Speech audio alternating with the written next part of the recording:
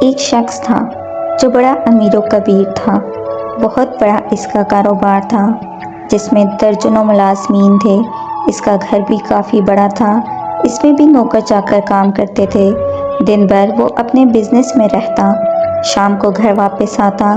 اس کا جو اپنا بیڈ روم تھا وہ ایک نوجوان لڑکی صاف کرتی تھی۔ ایک دن وہ اتفاق سے وقت سے پہلے گھر آ گیا۔ جب یہ اپنے گھر میں آیا اور نوجوان لڑکی کو صفائی کرتے ہوئے دیکھا، بس شیطان نے اس کے دل میں خیال ڈالا کہ میں اس لڑکی کو روک لوں تو اس کی آواز کوئی نہیں سنے گا۔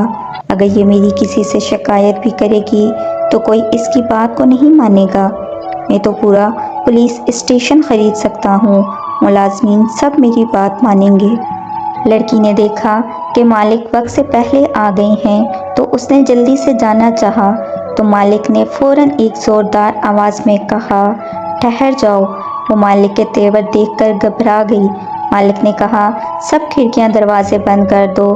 اب لڑکی پریشان کہ میں کروں تو کیا کروں، لیکن اس کے دل میں تقویٰ تھا، اللہ کا خوف تھا۔ آنسو بہا رہی تھی اور اللہ سے دعا بھی کر رہی ہے۔ اس نے ایک ایک کر کے سب کھڑکیاں دروازے بند کرنا شروع کیں۔ کافی دیر ہو گئی لیکن وہ آ نہیں رہی تھی۔ مالک نے ڈانٹ کر کہا، کتنی دیر ہو گئی ہے، اب تک دروازے کھڑکیاں بند نہیں کی اور تو میرے پاس نہیں آئی؟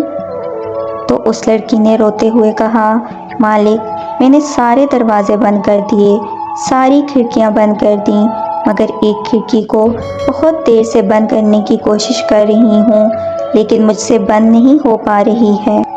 تو اس نے غصے سے کہا، وہ کون سی کھڑکی ہے جو تجھ سے بند نہیں ہو رہی ہے؟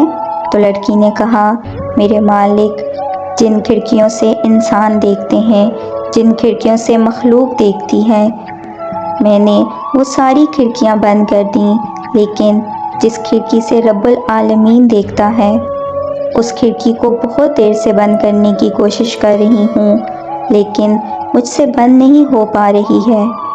اگر آپ سے بند ہو سکتی ہے تو آ کر بند کر دیں۔